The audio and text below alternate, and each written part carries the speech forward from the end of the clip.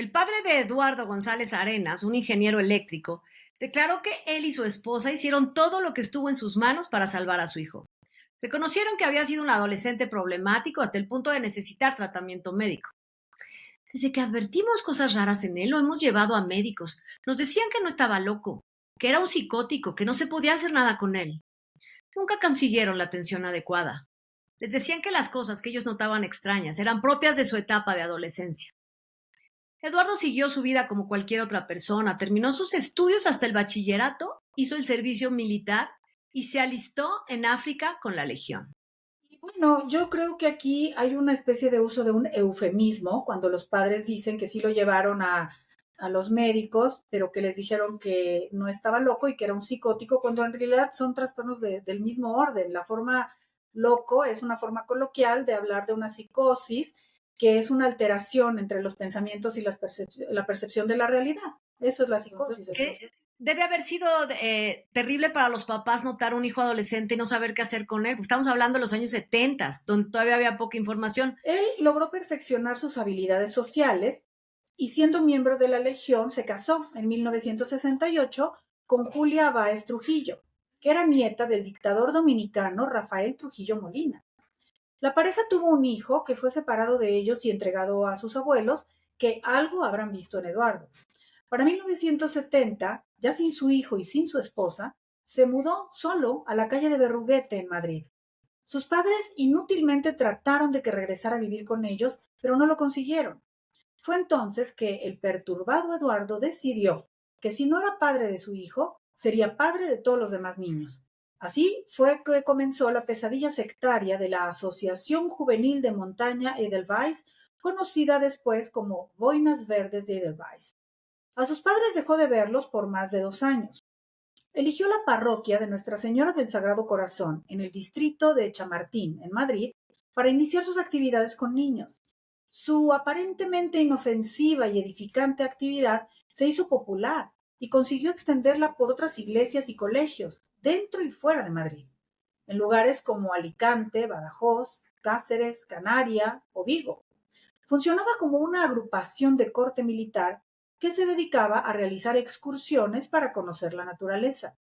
Todo el que quisiera pertenecer a las Boinas Verdes debía decir el juramento siguiente: juro por mi honor luchar y pertenecer a la Guardia de Hierro de Delhaize hasta mi muerte, defendiendo 3 conceptos fundamentales y universales: amor, justicia y libertad, aplicándolos a mí mismo y caminando por el sendero de la verdad hasta que alcance la perfección en el planeta del Hais al servicio de mi príncipe, el gran Alain.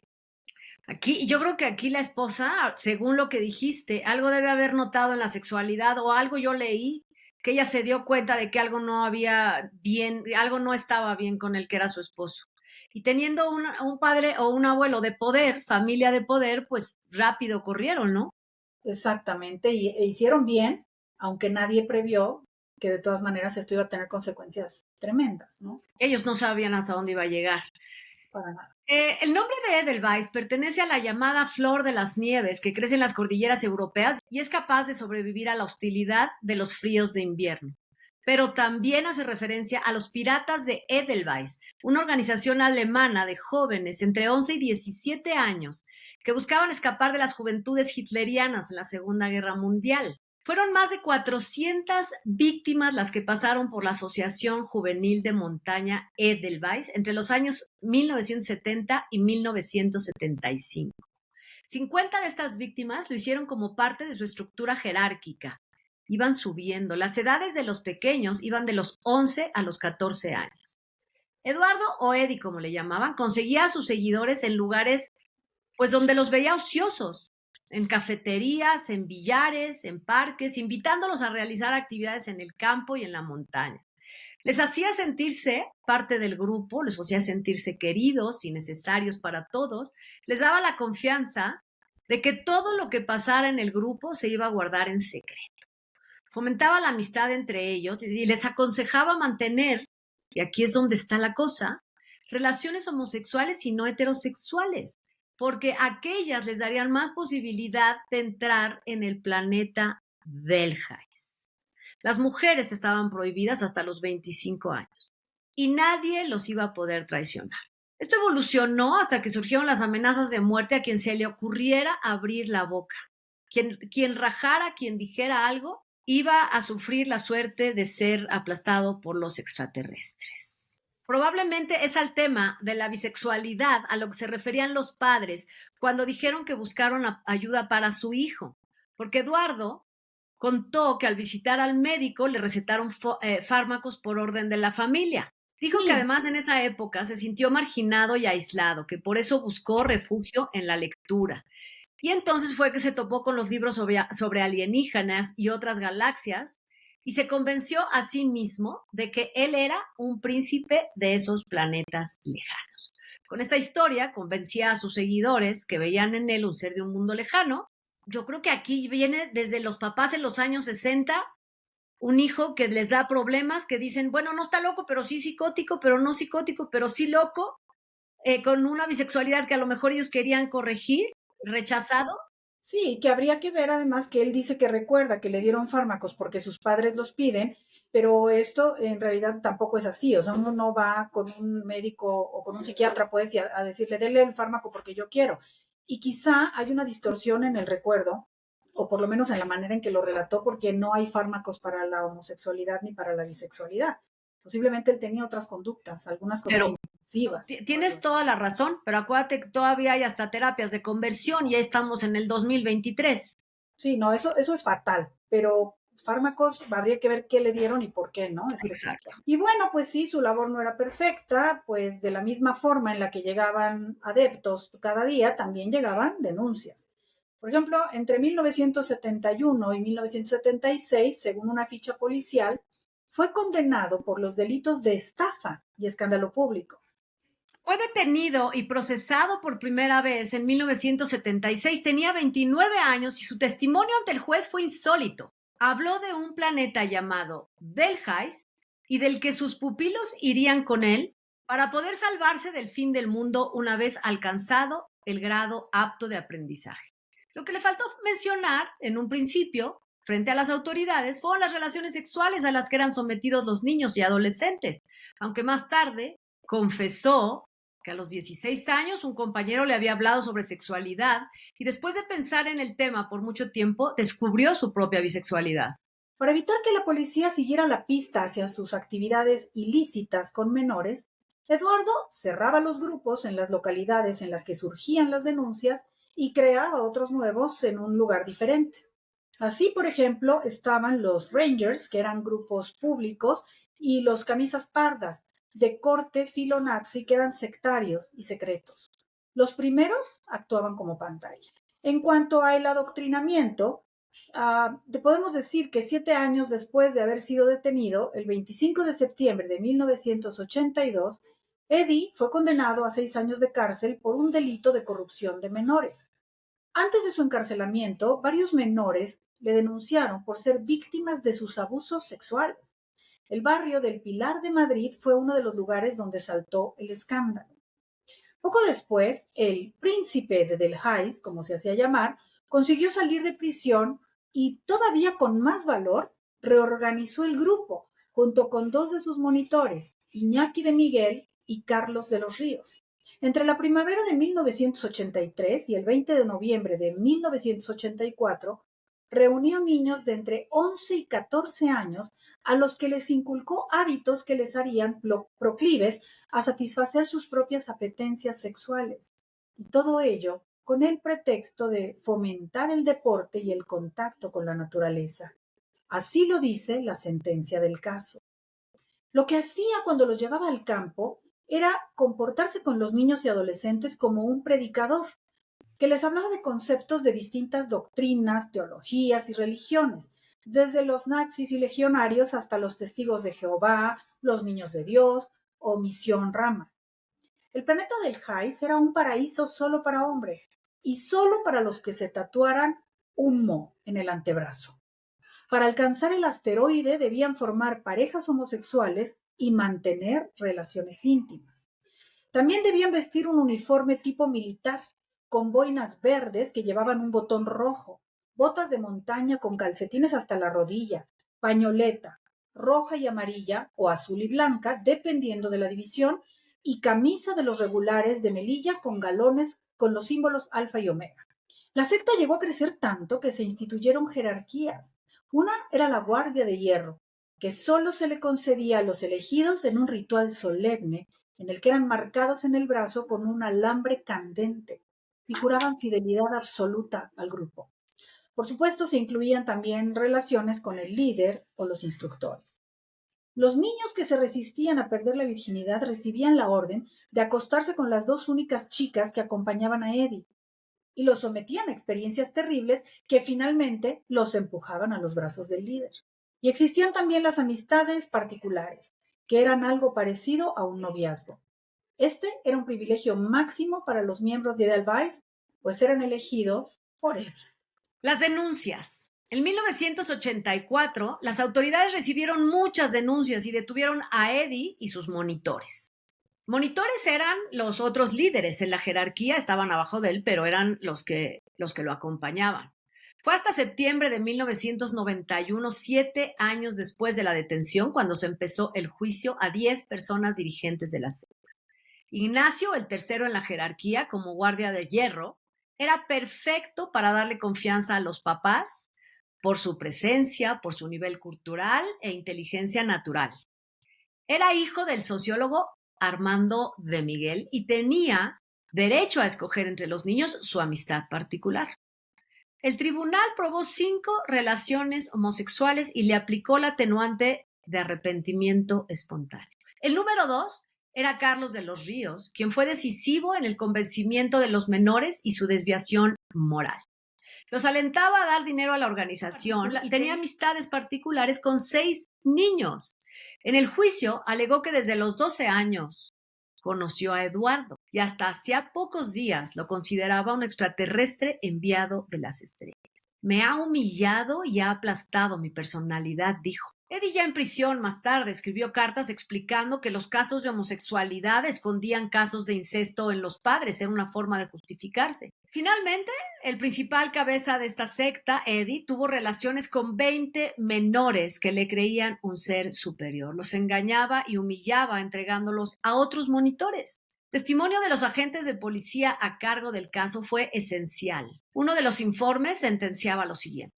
La fe de los chicos en González es ciega y ninguno de ellos hubiera dudado en realizar cualquier acto ordenado por él. Era como una cadena que más tarde hubiera sido difícil de romper. El tribunal condenó a los 10 acusados como autores de 28 delitos de corrupción de menores. Eduardo González Arenas fue condenado a 168 años. Carlos de los Ríos e Ignacio de Miguel a 65 años. Este último finalmente fue indultado en 1994. Y el resto de los monitores a 28 penas de 6 meses de arresto mayor.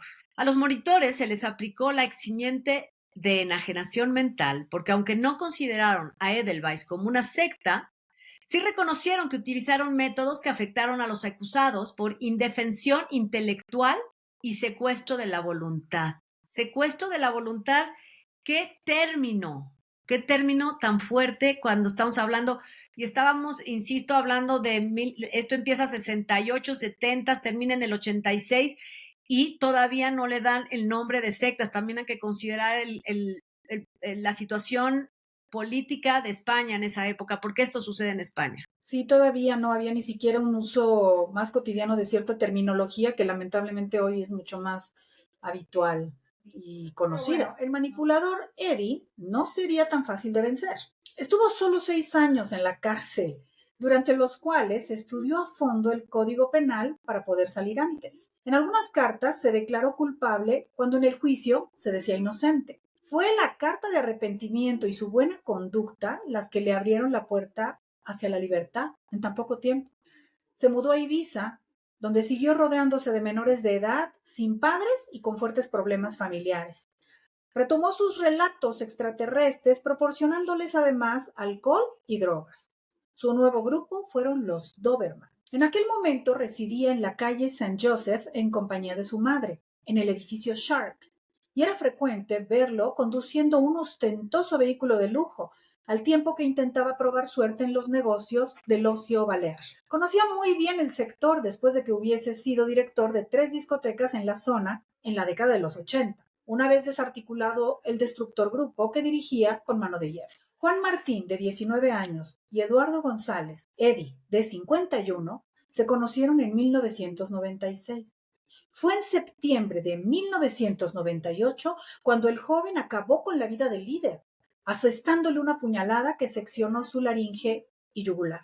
Eddie había abusado de él junto con sus seguidores y además lo habían golpeado. Juan Martín denunció ante la policía, pero la jueza desestimó en su momento el caso por falta de pruebas y porque Eduardo alegó que el joven lo quería chantajear valiéndose de su pasado. Juan tuvo que purgar una condena de 17 años en prisión después de acabar con la vida de su verdugo y el de muchos otros menores de edad. Juan Martín García sería condenado a la pena de 17 años de reclusión, a lo que había que añadir la responsabilidad civil, cifrada en 20 millones de pesetas, con lo que debería indemnizar a la madre de Eduardo González Arenas. Increíble que una víctima haya terminado pagando más que el mismo abusador, que el depredador, que el líder sectario, que este hombre que hizo tanto daño, pero pues eso lo vamos a discutir ahorita. Increíble cómo estaban las leyes entonces, que las cosas han cambiado por suerte para el día de hoy, pero es evidente que estaba pagando más tiempo. Él nada más pagó 6 años de una condena de 168 años para salir y seguir haciendo lo mismo, cometiendo el mismo delito. Se hizo un libro escrito por la autora Natalia Cárdenas que se llama Yo jugué con un asesino.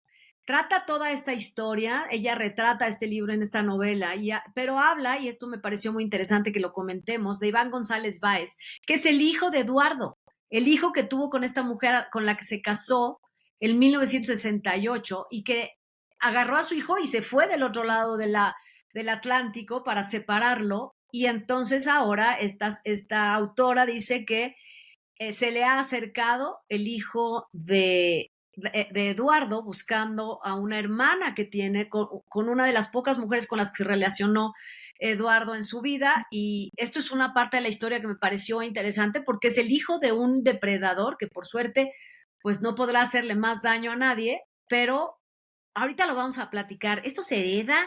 ¿Esto puede haber continuidad? ¿El hijo va a estar sano?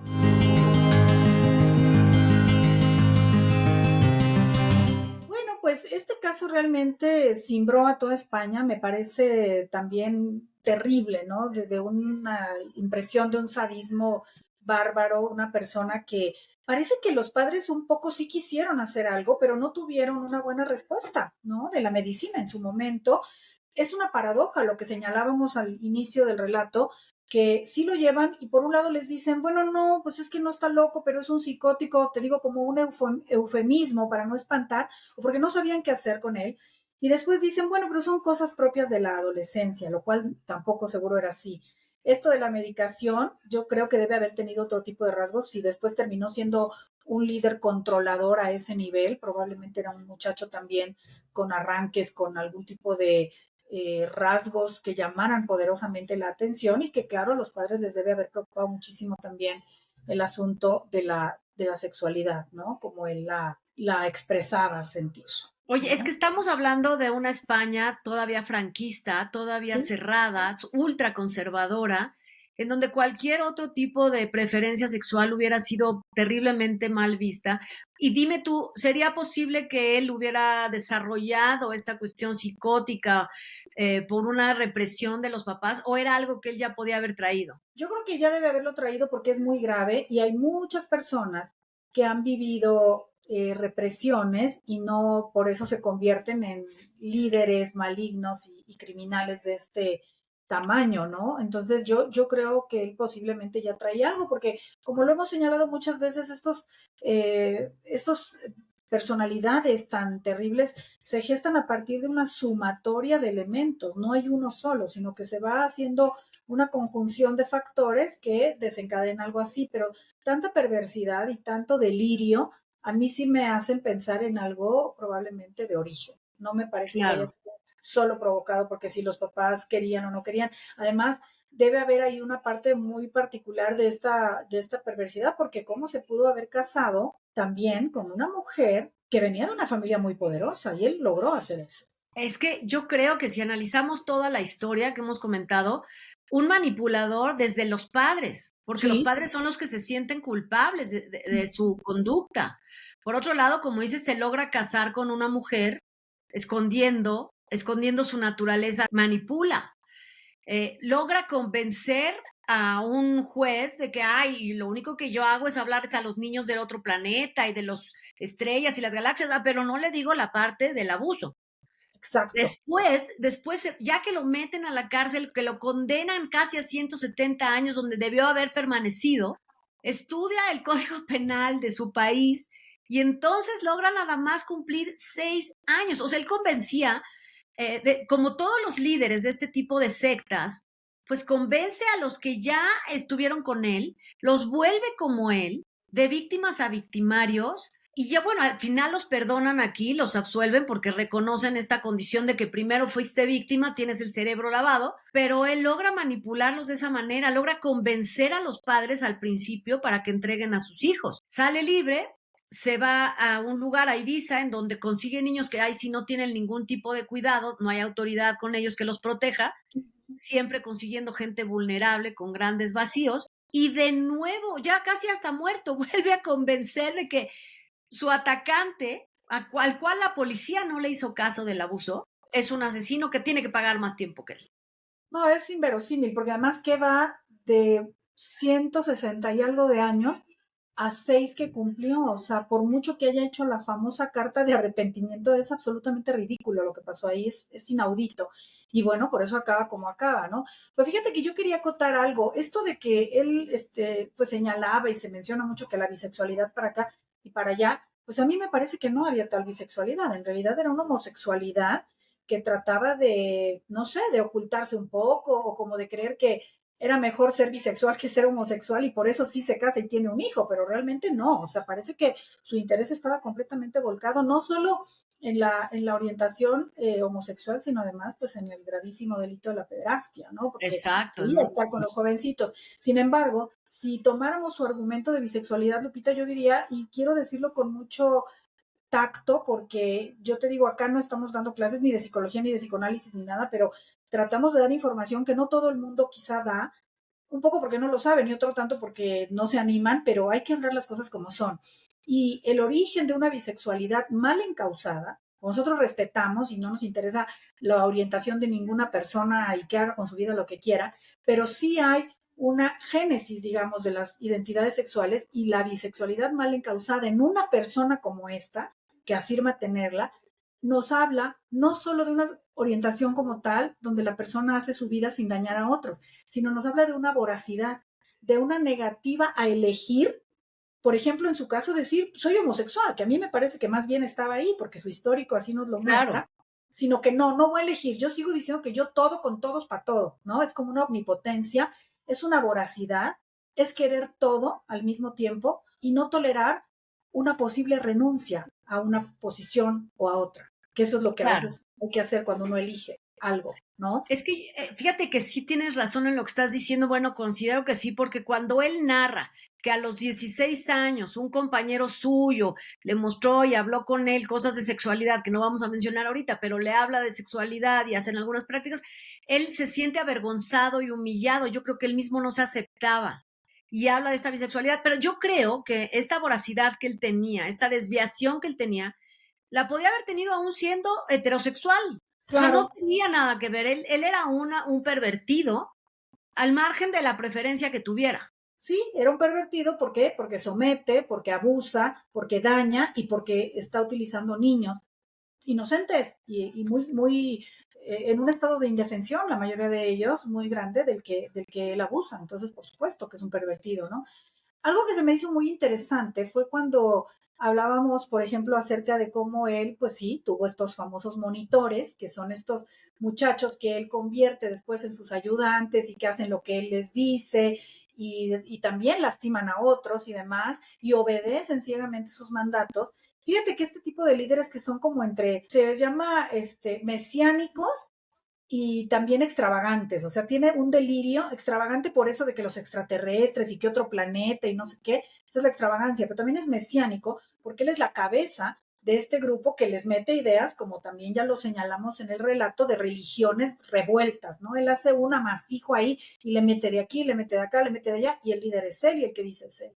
Y eso parece que lo toman, no precisamente de manera consciente, pero es como digamos, una revisión de estas ideas absolutistas religiosas, como por ejemplo, lo que se lee, si se lee sin interpretación y sin entenderlo de otra manera, acerca del Antiguo Testamento, cuando habla de que Dios es un Dios que pide cosas, ¿no? Y le pide a Abraham, que es su profeta, una prueba de su fidelidad y de su amor, pidiéndole que mate en sacrificio a su único hijo, que además lo tuvo ya en la vejez y a duras penas, que es Isaac. Y es como si le dijera, de acuerdo a ese pasaje bíblico, te digo que no es así como entiendo que se lee. Yo tengo amigos teólogos que explican distintas interpretaciones de estos escritos, pero así como en crudo es, si me quieres, mata a tu hijo. Así me lo vas a demostrar. Y entonces, este tipo de victimarios así se constituyen en Dios o en ese tipo de Dios. El que dice, vas a romper todo, vas a dañar, vas a hacer lo que sea por mí. Y ahí es donde ellos pues se vuelven también victimarios, estas víctimas, porque van y hacen un Claro. daño que el líder ordenó, como si Y fueran Dios. además, a ver, y además hay una cuestión en las víctimas que es una constante. La incapacidad de cuestionar al líder, la incapacidad de ponerlo a prueba, porque si lo pusieran a prueba, se darían cuenta de que no es todopoderoso, de que no es omnipresente, de que no van a venir Si pusieran una prueba, pero casi es una constante en todo lo que leemos sobre manipuladores y sectas, son incapaces de poner al líder en una báscula para ver cuánto pesa, para ver qué le pueden ir quitando, hasta sacar a la verdadera persona. Son incapaces de quitarle esta divinidad. ¿Y será Sí. porque lo necesita? Necesitan este guía, alguien que rellene, porque hay una Ujú. mención en los dos casos, o sea, en las dos etapas de este líder, que es la primera cuando él dice, no, bueno, pues yo, lo que pasa es que ellos, estos problemas de la sexualidad las tenían desde su casa, ¿no? Tratando de hacer responsables a los padres, por un lado. Y por otro lado, en la segunda etapa, cuando llega a Ibiza, también mencionan que agarra niños sin papás, sin nada, niños que necesitan esta figura, que no la pueden cuestionar porque se les va a caer. Sí, claro, porque acuérdate que todo esto lo hacen de manera paulatina, pero muy, ¿cómo te diré? Pues muy compleja, como el pulpo que hemos dicho, ¿no? Unos tentáculos que van envolviendo, envolviendo. Primero les da esto de que van a ir al campo, disciplina, les ponen un uniforme, el uniforme que da identidad, da sentido de pertenencia, distingue de los demás, el uniforme habitualmente se porta con orgullo, ¿no? Un uniforme del que tú me digas, militar, de los Boy Scouts, que esto era algo parecido aparentemente, al menos en la primera intención que mostraba. Entonces los uniforman, los disciplinan, les dicen que van a ser especiales y entonces empiezan a creer en eso y sí, empiezan efectivamente a necesitarlo, de tal manera que después no podrían cuestionar nada porque se desmorona, pero también por lo que hace rato mencionabas igual, el secuestro de la voluntad. La voluntad ya no es de ellos, ya es del otro. Entonces, ¿cómo podrías tú dudar? Y también me hace recordar en cómo ellos reproducen de alguna manera estos dogmas bíblicos o religiosos, como aquel que dice, no tentarás al Señor tu Dios. No le pides a Dios que te demuestre que es Dios, no le pides al profeta que te demuestre que es profeta, tú tienes que creer y ya. Y ellos replican eso, solo que no son nada, ni son profetas ni son nada, son unos desdichados, pero un poco apelan a esa clase de idea. Ajá. ¿Cómo dudas de mí? ¿Cómo me pides que te muestre? Eso es malo, entonces no me amas, no me respetas, y la voluntad se va perdiendo, se va sometiendo.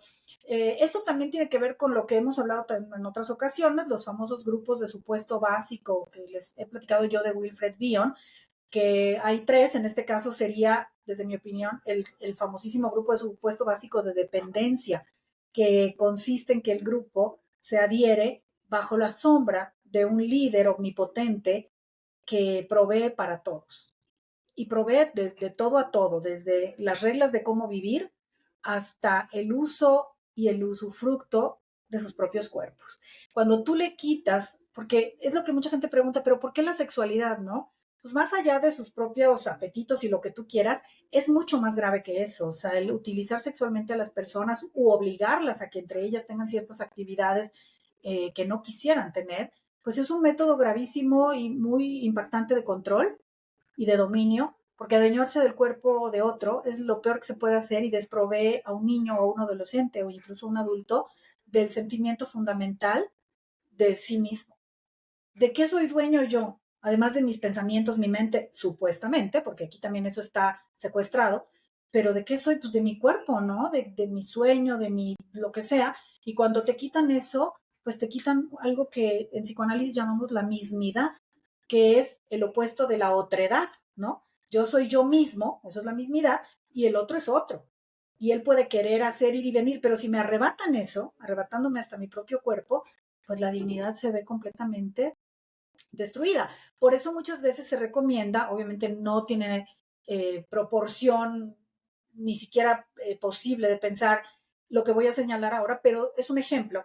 Esos papás que obligan con mucha severidad y muy impositivamente a sus hijos cómo se vistan, cómo se peinen.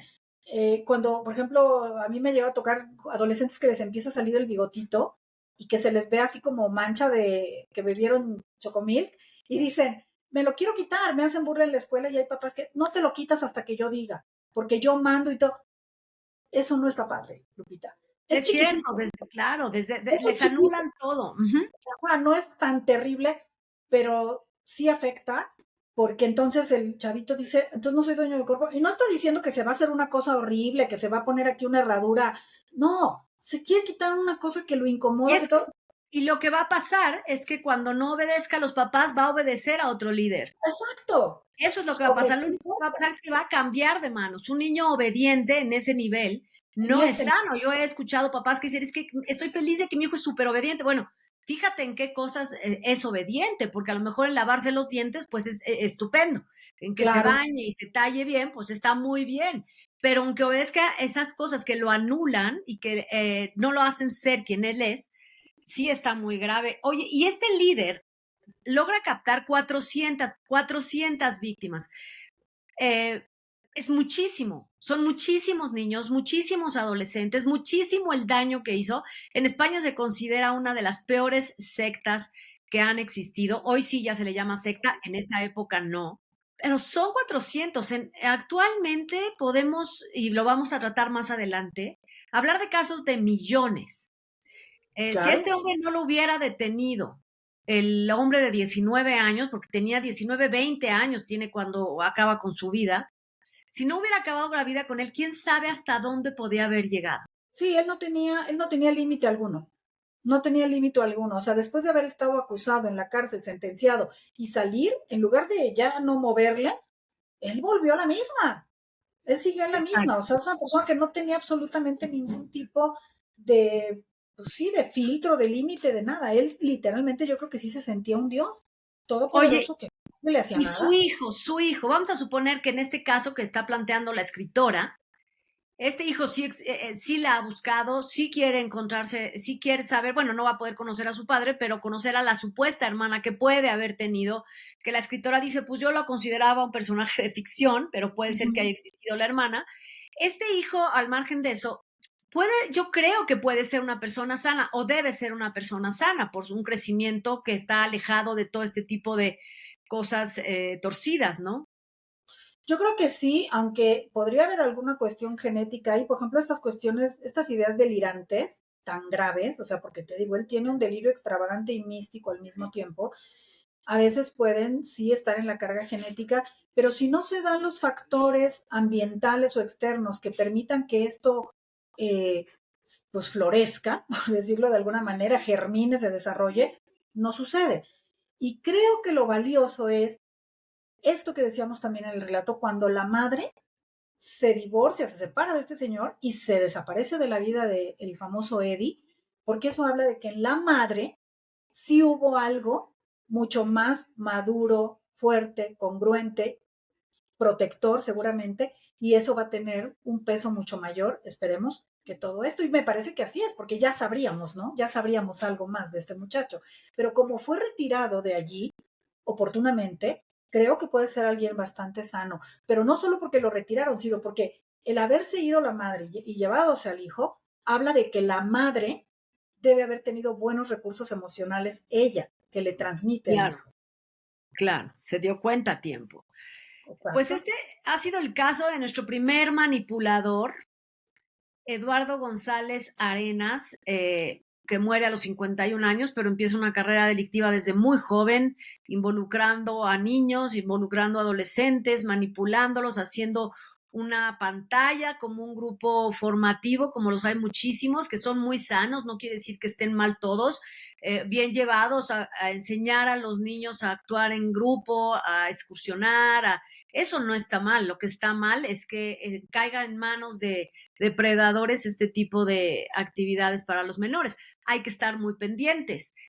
Yo creo que los papás deberían estar siempre muy pendientes de lo que hacen sus hijos, de tener cercanía con ellos, una plática constante. Sí, y hoy que sabemos que estas cosas pasan mucho más frecuentemente de lo que nos gustaría saber, pensar que si vamos a enviar a los hijos a estos grupos, porque no los vas a tener encerrados, de hecho es bueno que tengan, como dices tú, actividades sociales, recreativas, disciplina, todo lo que tú quieras, pero que han pasado cosas horribles en muchos grupos, han pasado, sabemos, en los Boy Scouts, han pasado en los equipos de fútbol, fútbol americano.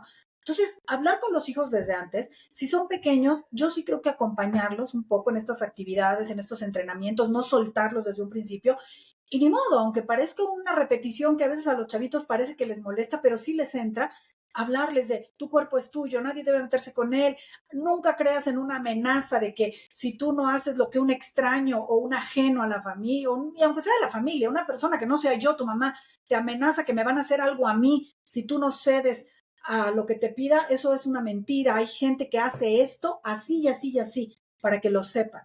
Y esos papás que hablan con sus hijos hoy, que sabemos más de lo que posiblemente se sabía en esta época, fíjate que sí han salvado a sus hijos, ¿eh?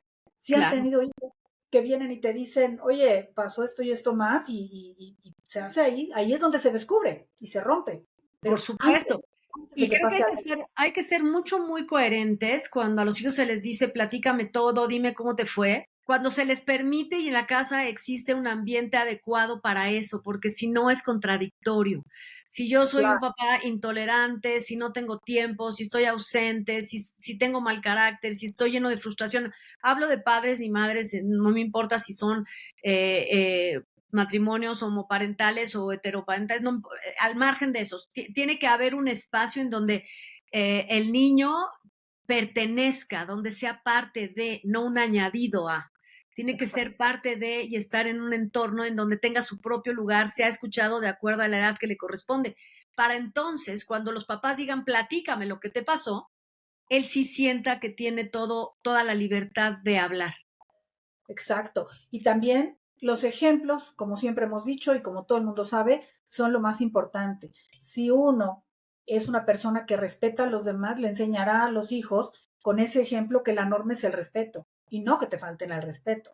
Si uno respeta también el cuerpo del hijo y no se siente dueño, me acordé también, Lupita, de estas personas, digo, con mucho respeto, porque antes se usaba, yo lo sé, no se sabía, hoy sí sabemos, que tenían a las hijitas chiquitas de 8 años con el cabello hasta abajo de la pompa y que no las dejaban cortarse, las pobres niñas no pueden dormir porque el cabello mojado, la trenza pesada y la mamá o el papá, no te puedes cortar el pelo hasta que yo te diga. Eso trae un mensaje subterráneo, que es lo que estamos diciendo de tú no eres dueño de ti, o sea, hija, no te gusta el pelo largo, pues hagamos algo y cortémoslo para que tú estés bien y entonces así el niño va adquiriendo también una capacidad de autopercepción, de autoestima y de no sentir que cualquiera puede venir a decirle qué hacer con su pelo y con cualquier otra parte de él. Y en cuanto a los ejemplos, te digo, si la norma en un hogar es el respeto, el niño va a entender que eso es la manera de vivir y que nadie le puede faltar al respeto a él ni a otros. Si hay moral en un hogar, digo, aunque me oiga yo muy, pues eso, moralina, pero es la verdad. Si hay moral en un hogar, él va a ver raro donde no hay moral. Si los padres se hablan con groserías, con insultos, pues al rato viene alguien de afuera y los insulta y se van a dejar porque les va a parecer normal. El ejemplo es lo más importante. Que nunca haga uno algo que no quiera que sus hijos hagan o que a sus hijos le hagan. Creo que eso sería también central. Por supuesto, yo creo que vamos a ir hablando todavía más acerca de manipuladores, es un tema amplísimo. Manipuladores, estos grupos que son coercitivos, que anulan la voluntad, que ponen estas barreras en la cabeza, que son barrotes mucho más fuertes que los del acero. Cuando uno está atrapado en la cabeza es dificilísimo salir, pero lo vamos a seguir tratando en esta segunda temporada, doctora Mel. Ha sido un placer y no, porque es un caso duro, terrible, pero un placer reencontrarnos de nuevo para hablar en esta segunda temporada acerca de manipuladores. Así es, y para transmitir un mensaje de conocimiento que nos ayude, ¿no? Porque nos puede ayudar y nos puede ayudar muchísimo saber de estas cosas. Muchas gracias a todos. Hasta la próxima. Hasta luego.